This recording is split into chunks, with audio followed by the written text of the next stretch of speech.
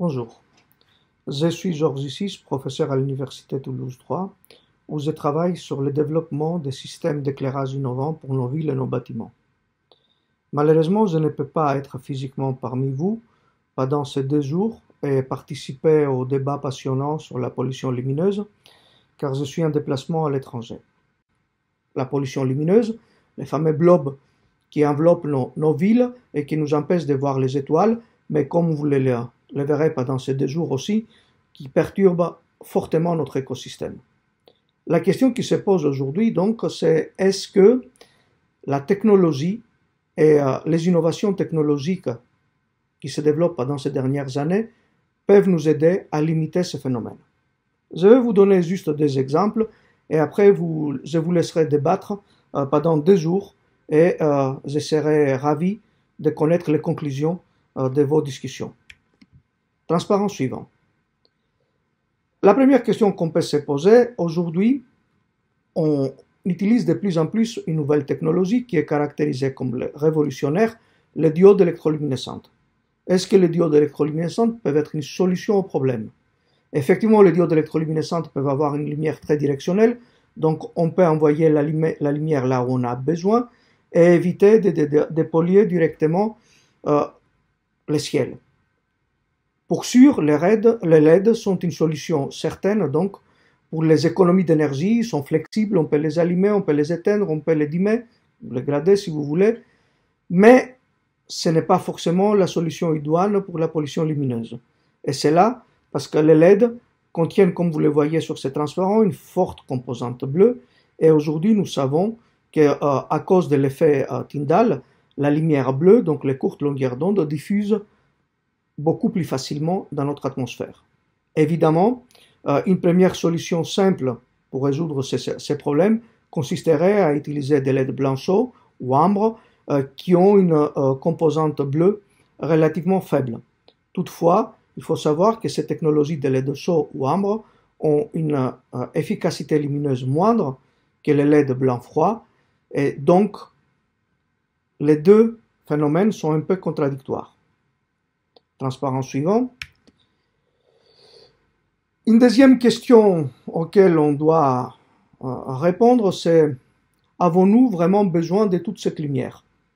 Et en fait, la réponse, c'est là, peut être liée au fait que notre système visuel est si complexe et si perfectionné, si vous voulez, et qui sait s'adapter dans des situations de pénombre. Autant pendant la journée ou dans un bâtiment bien éclairé, notre œil utilise les cônes essentiellement pour apercevoir notre monde. Notre œil fonctionne à ce qu'on appelle le régime photopique. Quand on se trouve dans une situation de pénombre, l'œil va utiliser à la fois les cônes, mais aussi va mobiliser les bâtonnets, les autres photorécepteurs qui sont dans notre œil, et il va se mettre à un autre mode qui s'appelle le mode de vision mésopique. Nous pouvons peut-être exploiter ce mode tout simplement en couplant un abaissement du flux lumineux et avec un changement dynamique du spectre.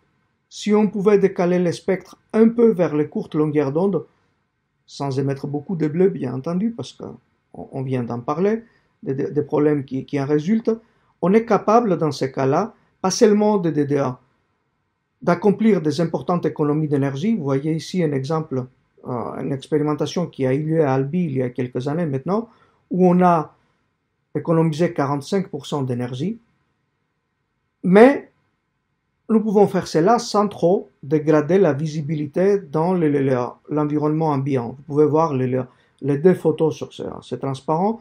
Vous avez la situation avec un éclairage dans la ville avec 100% de puissance des lampes, et vous voyez sur la deuxième photo la même scène éclairée avec des lampes qui ont changé légèrement de spectre, mais qui consomment en ce moment-là 50% de la puissance initiale.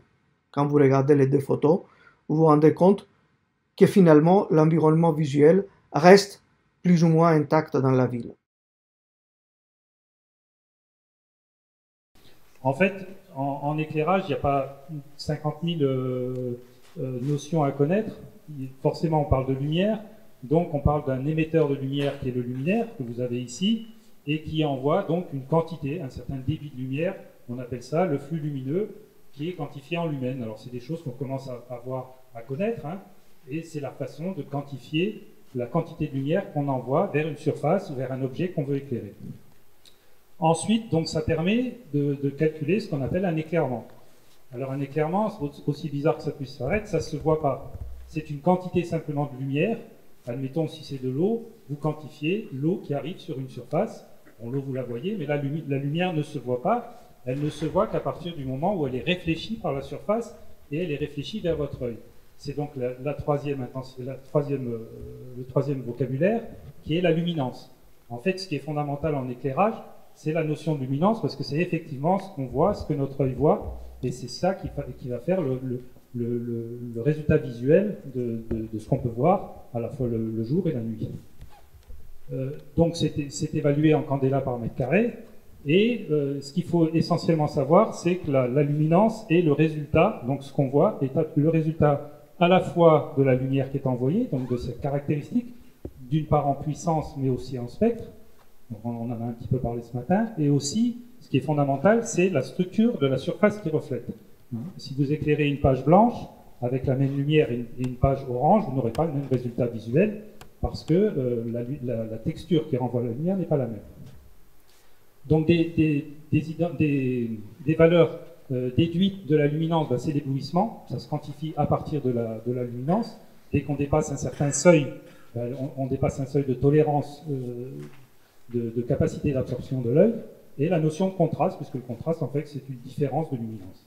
Donc voilà, à partir de là, on sait à peu près qualifier une installation d'éclairage, et même au-delà d'éclairage, que vous faites tous les jours, puisque le soleil est une source de lumière. Ensuite, deux caractéristiques importantes dont on a parlé également ce matin, la température de couleur, qui est évaluée en degrés Kelvin. Vous voyez ici un petit décalage des plus chauds, des lumières chaudes jusqu'aux lumières froides. Vous en avez une illustration avec ces types de lampes.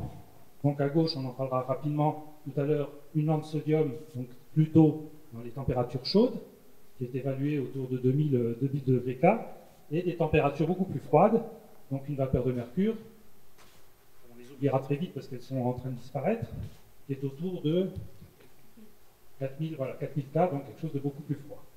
Donc ça, c'est des choses dont on a déjà parlé ce matin, mais vous pouvez visualiser avec des lampes d'éclairage ce que ça peut représenter, et on fera la transposition tout à l'heure sur des LED. Ensuite, il y a la notion de rendu des couleurs. Ça, c'est un petit peu différent. C'est beaucoup plus pour les éclairagistes.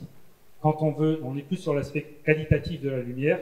Quand on veut restituer de façon la plus fiable possible le rendu visuel lié à la lumière naturelle, on travaille sur ce qu'on appelle le rendu des couleurs. Voilà. Donc je m'arrête là sur la partie définition, mais comme ça au moins les fondamentaux sont posés. Donc on va vous présenter les deux grandes familles de lampes. Alors ça a aussi été évoqué ce matin, ce qu'on appelle les lampes à décharge. Donc c'est des lampes dont on a déjà parlé, les sodium haute pression, les iodures, les vapeurs de mercure, donc celles qui sont allumées aujourd'hui.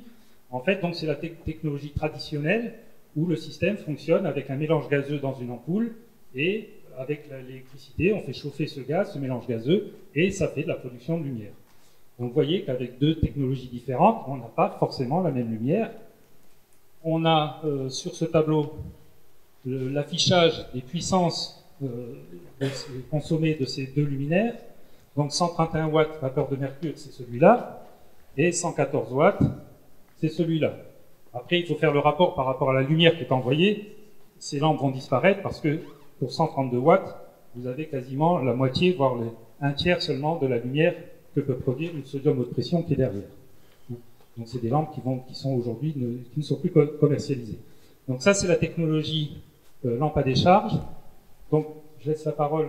Juste, bonjour à tous, Jean-Pierre Elie du syndicat Mix Électricité du Gard, donc chargé de mission éclairage public.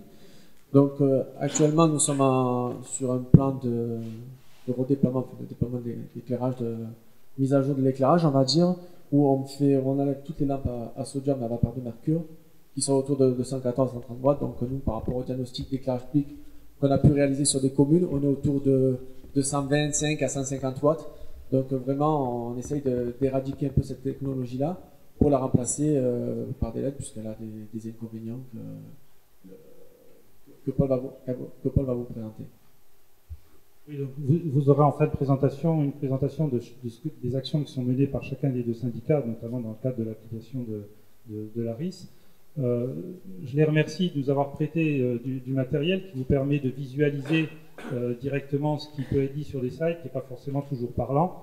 Donc, simplement, pour compléter la présentation de la technologie sodium haute pression, hein, puisque globalement, c'est aujourd'hui ce qui reste sur le parc d'éclairage, et comme l'a dit Romain, on est autour de 60 à 65% de lampes sodium en France aujourd'hui, sur un parc d'environ 10 millions, ça représente quand même un certain paquet de lampes existantes. Il faut savoir que cette technologie avait un certain nombre de limites. D'une part, c'est très très compliqué, comme vous pouvez l'imaginer, de maîtriser la diffusion de la lumière, puisqu'en fait on a donc une ampoule qui est encastrée dans un luminaire, mais c'est parfois très compliqué de maîtriser et d'éviter que de la lumière parte vers le ciel ou vers des zones où on ne désire pas forcément mettre de la lumière. Donc on verra tout à l'heure qu'avec la LED c'est beaucoup plus compliqué. Alors c'est pas forcément très parlant avec ces systèmes-là, mais globalement le luminaire et le capot qui est dessus est censé permettre la maîtrise de la lumière, mais c'est parfois très compliqué. Vous en avez une illustration ici. Là, on est sur une expérimentation qui était à Limoges. Vous avez ici une solution sodium haute pression. Vous voyez un petit peu comme l'installation va sur l'ensemble, sur les côtés de la chaussée, alors que là, sur une installation LED, on verra, on est sur une maîtrise bien meilleure de la répartition de la lumière. Donc ça, c'est une limite forte de la maîtrise des flux lumineux. Donc forcément, ça a un impact sur ce qu'on appelle l'efficience du système, puisque globalement, il faut plus de lumière, donc plus de consommation, pour envoyer plus de lumière sur la chaussée ou le trottoir, parce qu'il y en a beaucoup qui part sur les côtés. Donc, des systèmes qui, malgré tout, avaient certaines limites, mais technologiquement, on n'avait pas trop le choix. Ensuite, ce qui était un peu pénalisant, c'est le faible potentiel d'abaissement de puissance de ces sources. Comme ça fonctionne, et là, je peux peut-être faire appel à un technicien pur sur le décrochage des lampes à sodium. Oui, donc Sébastien Roll, responsable du service éclairage public au syndicat d'énergie de la Lozère. Donc en fait, le problème qu'on rencontre avec la lampe à décharge, c'est qu'on est très limite au niveau de la gradation. Donc comme sur une lampe à sodium haute pression, dès l'instant où on abaisse à plus de 30% son alimentation électrique, la lampe décroche, ce qu'on appelle décroche, c'est-à-dire qu'elle s'éteint. Donc on peut que limiter l'abaissement de puissance, contrairement à la technologie LED, où on n'a pratiquement pas de limite.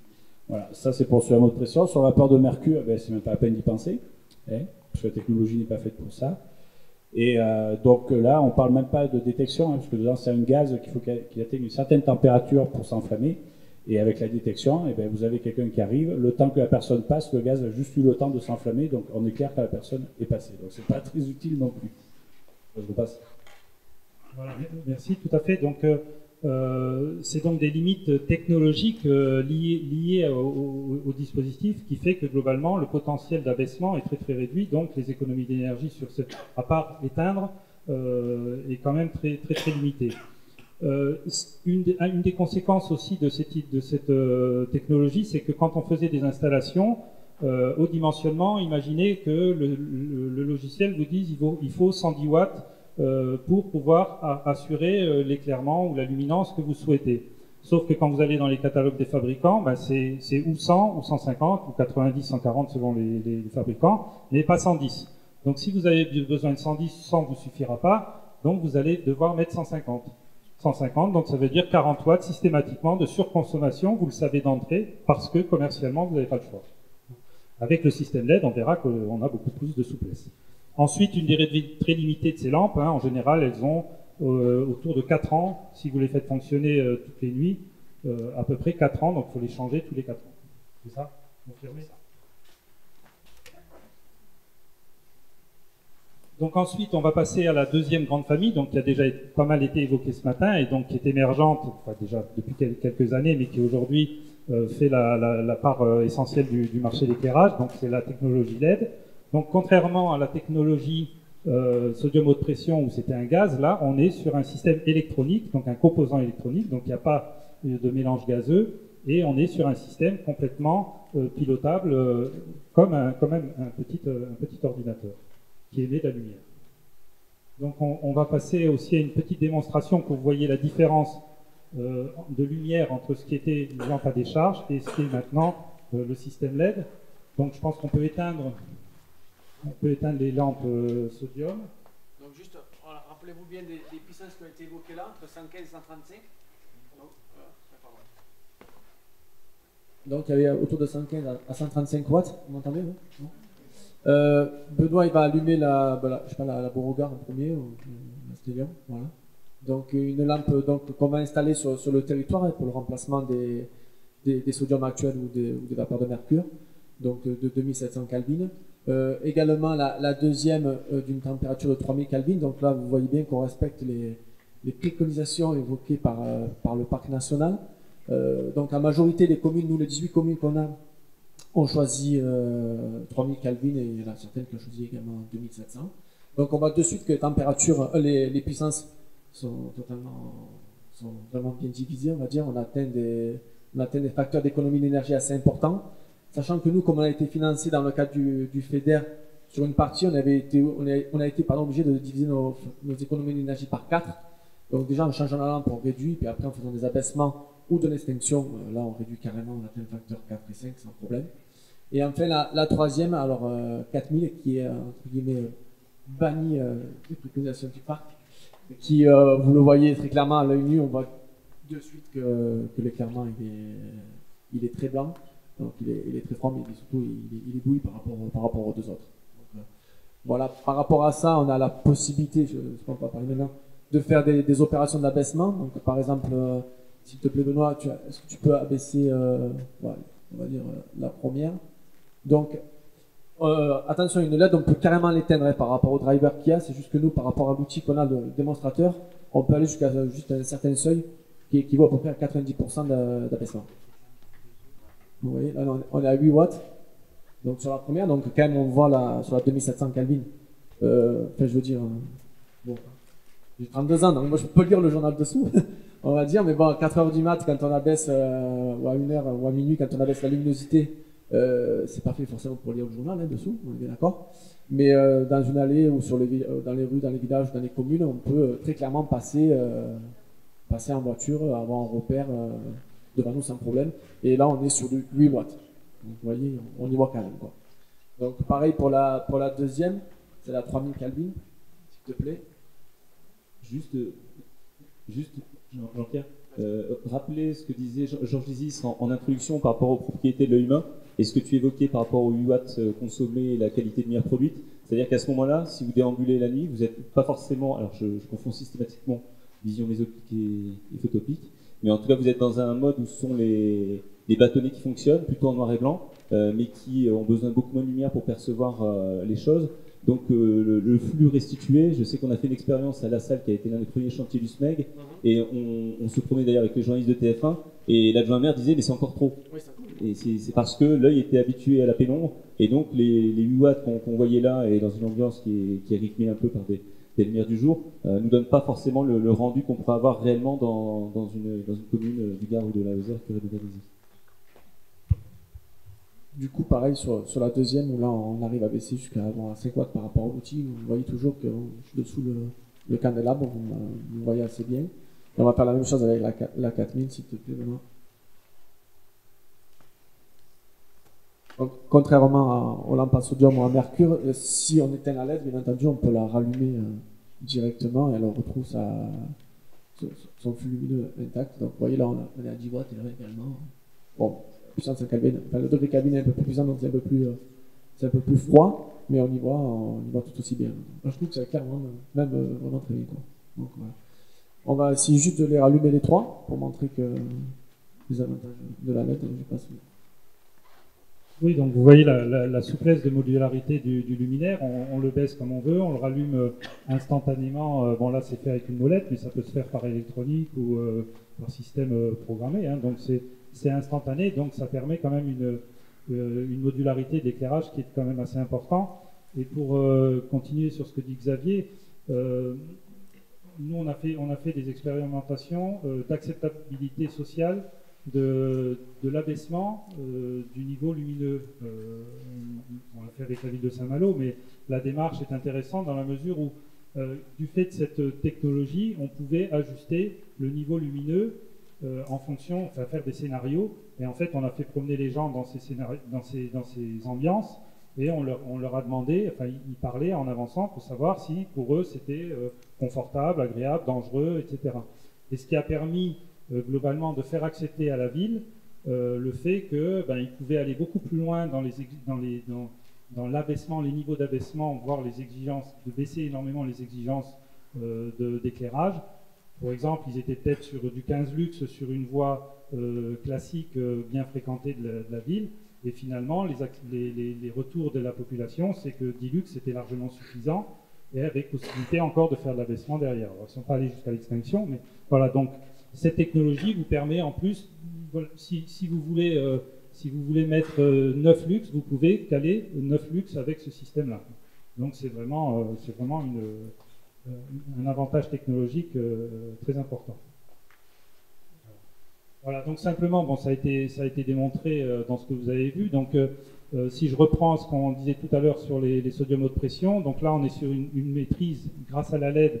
En fait, les LED, c'est donc un luminaire, c'est donc une démultiplication de X LED en fonction de la puissance et de la répartition qu'on veut mettre sur la chaussée ou le trottoir. On va optimiser l'orientation de chaque LED de façon à pouvoir comme ça couvrir la surface qui nous intéresse et éviter au maximum d'envoyer de la lumière là où on n'en a pas besoin. Donc ça permet une maîtrise quand même bien meilleure des flux lumineux, donc ça va logiquement réduire, alors peut-être pas la question de la pollution lumineuse, puisque comparé des choses, on est toujours à ULOR 0, mais ça permettra d'éviter beaucoup de lumière intrusive ou de lumière qui venait impacter au sol des zones où on n'en avait pas forcément besoin. La gradation, on en a parlé. La durée de vie, on était sur 4 ans pour des lampes à sodium.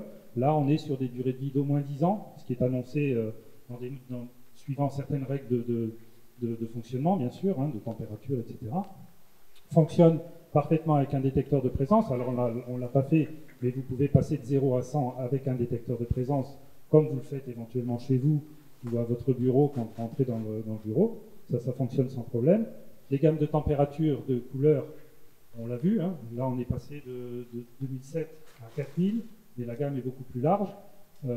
La question de faire évoluer le spectre en lui-même, ce qu'évoquait Georges Sissis sur l'exemple de l'Albi, alors c'était pas des LED à l'époque, puisque c'était 2004, mais c'est complètement faisable avec des LED. Donc, on peut mixer en fait différentes LED avec différentes températures et faire des scénarios de températures différents en fonction de critères horaires. Il y a aujourd'hui des expériences où on essaye de faire évoluer, en fait, mais c'est plutôt en intérieur, de faire évoluer la lumière intérieure en fonction de l'évolution de la courbe du soleil, de mélanger la température, de faire évoluer la température de lumière intérieure en fonction de l'évolution de la température du soleil, enfin la température de lumière du soleil. Voilà, donc c'est les LED qui permettent de faire ça. Capacité intéressante de pilotage, ça a été aussi évoqué ce matin, c'est-à-dire que les LED, aujourd'hui, on peut faire de la télégestion, on peut les commander à distance, on peut avoir des retours. Donc pour les éclairagistes et les gestionnaires d'installation d'éclairage, vous savez à tout moment si elle fonctionne, si elle est en panne, combien elle consomme, etc. Faire de la gestion, de la maintenance beaucoup plus performante. Donc des économies importantes pour les collectivités sur ce point-là.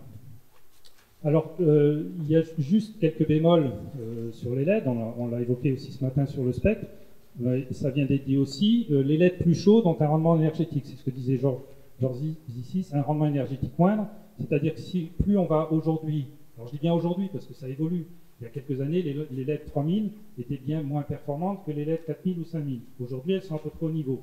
Ça va en avançant en fonction du développement et de la recherche des fabricants. Donc aujourd'hui, c'est vrai que si vous utilisez des LED à moins de 3000, vous avez une déperdition. Alors on le voit bien sur cette diapo. Donc par exemple, la courbe noire, le pic de bleu est beaucoup plus réduit.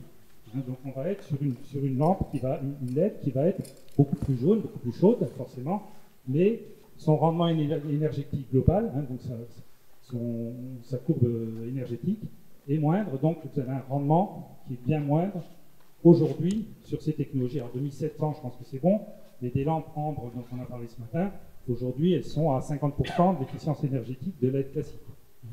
Donc si on fait ce choix, il faut aussi savoir qu'on fait aussi un choix énergétique. Donc quelques raisons de se méfier de la LED. On vous a présenté un certain nombre d'avantages, mais il y a un certain nombre de questions qui se posent.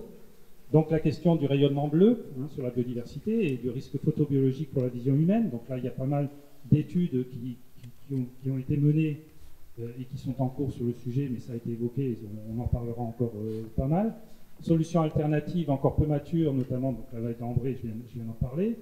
Les risques d'éblouissement accru, donc comme c'est une source très très petite et qui émet une forte intensité, il y a un risque plus important d'éblouissement si, je dirais, l'installation ou l'intégration des LED n'est pas bien maîtrisée. Donc là, il y a des moyens de vérifier et de s'assurer que, normalement, les fabricants respectent un certain nombre de règles. Alors après, c'est comme toute lampe, si on reste dessous et qu'on y reste trop longtemps, même une sodium, même chez vous, des lampes, vous aurez mal aux yeux quoi qu'il arrive. Le but, c'est quand même pas de les regarder en face trop longtemps. La question de la recyclabilité des éléments constitutifs des LED, les terres rares notamment, il faut les trouver. Il y a un certain nombre de produits qui sont difficilement recyclables. Et ensuite, la question aussi de la lumière réfléchie. Est-ce que finalement, on concentre mieux la lumière, on baisse en flux, on en envoie moins, mais peut-être qu'on en réfléchit un peu plus. C'est des choses qui peuvent être un effet contraire à ce qu'on recherche. Voilà, donc simplement, ce qu'il faut savoir, c'est que si vous engagez une rénovation en LED, et là, donc, c'est bien parti, puisque vous êtes sur ces actions-là. Donc là, vous aurez normalement la garantie d'un bon bilan énergétique, c'est ce que vous avez dit, le facteur 4 avec la possibilité à la fois de baisser la puissance et de gérer les temps d'allumage et les abaissements, vous permet d'atteindre le facteur 4 sans trop de difficulté. Donc un bilan énergétique renforcé, notamment si on peut coupler à de la détection et de l'extinction. Une forte réduction des flux perdus, et pas de lumière vers le ciel, sauf celle qui est réfléchie par la zone qu'on éclaire. Une réduction de maintenance, possibilité de pilotage et un choix de température, de couleur en fonction des enjeux que vous avez identifiés. Et donc le parc a bien identifié qu'il fallait être sur des températures faibles. Simplement, je voulais alerter sur cette diapo, et on en a un peu parlé aussi ce matin, de l'arrêté qui est en train d'être en consultation publique. L'essentiel des critères qui sont mis dans l'arrêté seront vérifiés sur les fiches techniques des fabricants. Donc, ça veut dire que quelque part, on sera obligé de faire confiance aux fabricants, sauf à avoir des moyens de contrôle interne, mais ça demande quand même des outils très, très particuliers.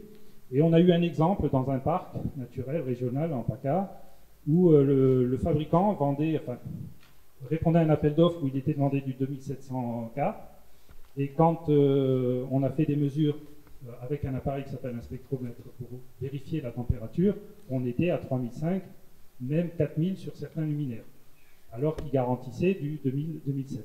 Voilà, donc on a alerté aussi le ministère en leur disant il y a quand même des risques de dérive à faire trop confiance aux fabricants. Je laisse la parole aux responsables des syndicats qui vont vous présenter un petit peu ce qu'ils font comme action de rénovation de leur parc d'éclairage.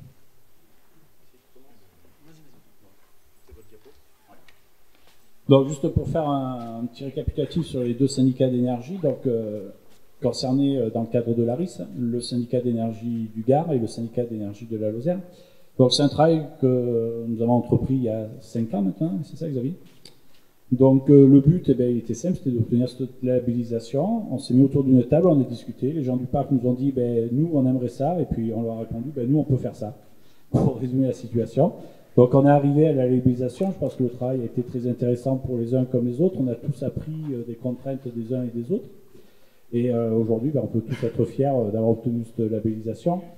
Donc le but était d'améliorer l'éclairage public sur la zone du parc avec un objectif, celui-là vous le connaissez tous, mais il n'est pas si bateau que ça, c'est éclairer juste comme il faut et là où il faut, parce que c'est quand même l'objectif.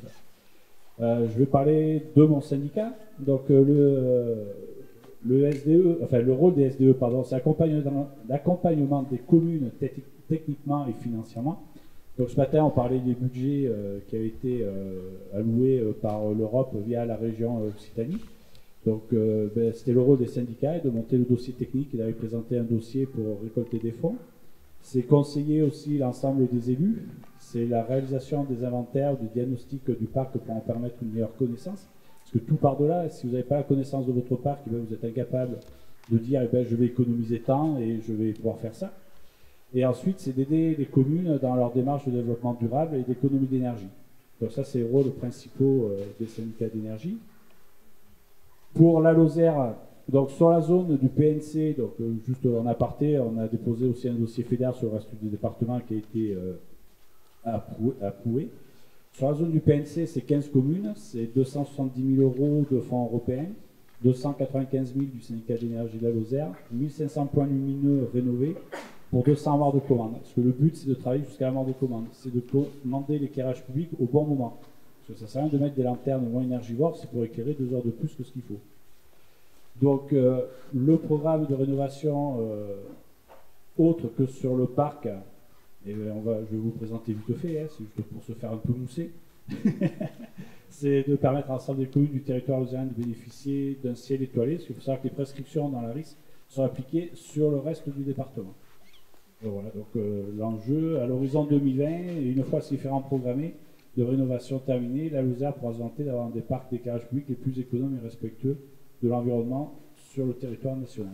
Donc le syndicat qui est présidé par Roland Canaille, ici présent, au cas où qui pourra répondre à des questions si vous en avez sur le syndicat. Donc c'est 353 communes adhérentes. Donc 42 communes ont transféré la compétence sur les 2-3 dernières années, on va dire. Ça représente à peu près 5600 points lumineux. Dans le cadre du territoire où nous sommes aujourd'hui, on a 18 communes en compétence sur les Cévennes, donc qui représentent 2200 points lumineux et 207 armoires. Donc le syndicat s'inscrit totalement, comme la Lozère, dans la démarche RIS et se félicite également d'avoir eu ce label-là, puisque c'est quand même important. Donc pour nous, c'est de gros investissements, comme vous pouvez le voir, puisque c'est 3 millions d'euros financés par le syndicat sur le fonds propre, donc 400 000 € financés par le FEDER, sur 6 opérations qui ont été ciblées en premier, qui sont en cours de réalisation, pardon. Donc c'est Valorogue, Dourbil, Néjol, Trèves, Soman et La Salle. La Salle qui a été la première tranche livrée courant juillet 2018, il y a 2-3 mois. Donc on voit déjà que c'est un franc succès puisque la commune se félicite des travaux qui ont été réalisés. Et puis on voit de suite la différence. L'objectif dans cette démarche-là, c'est d'investir sur la sécurisation de l'éclairage public, c'est-à-dire les armoires, voilà. Que les armoires soient bien aux normes, soient bien sécurisées, puisque c'est quand même assez important. Et surtout, après, c'est de réaliser, bien entendu, de fortes économies d'énergie, donc facteur minimum 4 et 5 sur les communes qu'on a en maîtrise d'ouvrage. Sur les 6 premières, on atteint toutes, par de l'extinction, par le changement de luminaire, bien entendu, de l'extinction ou de l'abaissement, le facteur 4 à 5. Donc, on rentre dans les coûts du FEDER. Mais on ne s'arrête pas là, puisqu'on a une deuxième tranche qui va partir sur les 12 autres communes, dont j'en ai la gestion, enfin, la mission de faire avancer le SMUDBIC, comme on dirait, où on répond aux préconisations du parc, 3000 Calvin. On a réalisé un catalogue que j'ai dans la main, que je peux vous présenter après, si vous voulez en offre, où on propose 4-5 fournisseurs à l'intérieur qui répondent aux préconisations faites par le PNC en 2007 ou en 3000 Calvin, que les communes, on leur laisse le choix de voir un petit peu ce luminaire-là, pour remplacer au sein de leur éclairage public les lanternes par des lanternes beaucoup moins énergivores. Donc d'ici le mois de mars, il y aura 6 communes dans leur globalité qui seront réalisées, et après on attaquera les grosses communes du territoire. En offre, le syndicat est quand même aussi également financeur à grande partie sur des communes qui ont la maîtrise d'ouvrage en elles-mêmes d'éclairage public, qui ne ont pas transféré la compétence, sur lequel on leur donne des financements pour que justement elles puissent renouveler leur parc. Donc on les guide toujours vers du 3000 Calvin, vers des opérations vraiment d'économie d'énergie.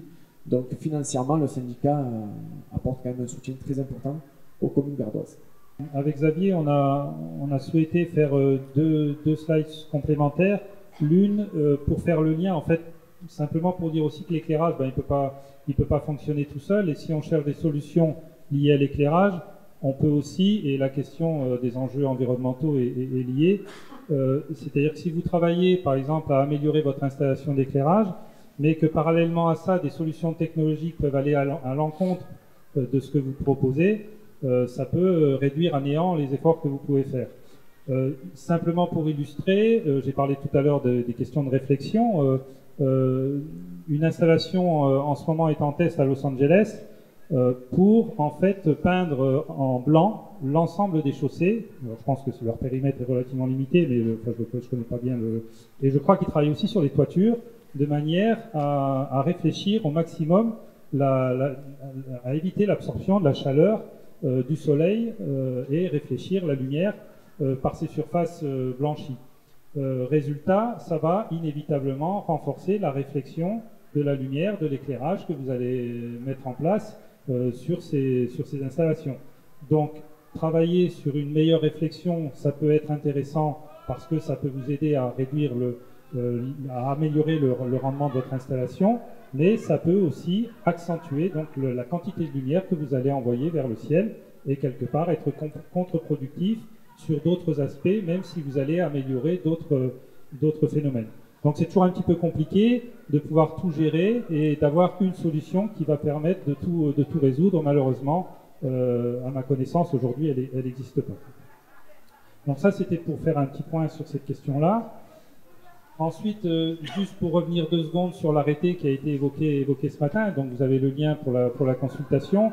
Bon, je vous ai mis vraiment ce qu'on peut retenir principalement. Alors, il y a encore plein d'autres choses dans l'arrêté. Ce qu'on peut aujourd'hui retenir, c'est que il fait la différence de quand on éclaire en agglomération et hors agglomération et dans des périmètres de sites astronomiques. Il y a donc un arrêté parallèle qui définit les sites astronomiques en France qui est en consultation aussi. Alors au sens agglo, c'est le panneau d'agglomération. Hein, c'est le panneau, je sais plus, B10 ou B20. Quand on est dans l'agglo, eh ben, les règles ne sont pas tout à fait les mêmes. Obligation hors agglo d'éteindre l'éclairage public à 1h du matin. Donc c'est vraiment l'éclairage extérieur à 1h du matin. Pour les deux, ULOR 0, mais ça, bon, c'est des choses aujourd'hui qui sont bien acquises. En agglo, température, alors il est dit aujourd'hui en agglo inférieur à 3000 ou 3005, donc ça, je ne sais pas si c'est parce que c'est pas encore décidé ou si ça sera laissé au choix, ça je ne peux pas vous dire. Moins de 3000 hors agglo. Et ensuite, une question liée à la quantité de lumière au mètre carré. Donc, en agglo, on tolérera un maximum de 50 lumens par mètre carré. Et hors agglo, un maximum de 25, donc la moitié. Alors après, il faut voir ce que ça représente en luxe par rapport aux objectifs qu'on se fixe, etc. On n'a pas pu faire encore de simulation pour voir ce que ça peut représenter.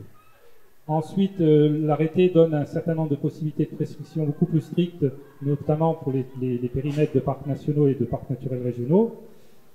Précise que dans les cœurs de parc, on peut être en agglo à moins de 2007 et hors agglo à moins de 2004. Et ensuite, un certain nombre de modalités de contrôle, j'ai un peu évoqué. Donc, l'essentiel des valeurs qui sont données dans les tableaux serait contrôlé sur fiche technique, donc sur les dires des fabricants. Une partie serait contrôlée visuellement, notamment éventuellement ce qui est ULOR, même si on a du mal à imaginer, à se rendre compte que ça paraît difficile d'évaluer l'ULOR comme ça d'un luminaire rien qu'en le regardant. Et ensuite, les mesures sont vraiment une mesure quelque chose de très exceptionnel. Globalement, le ministère ne voulait pas avoir à mettre des contraintes qui devaient engendrer beaucoup de mesures métrologiques avec des outils, des compétences particulières, etc. Voilà ce qui est aujourd'hui dans l'arrêté. Donc, je vous invite, comme ça a été dit ce matin, à aller le découvrir, le lire et puis réagir si besoin.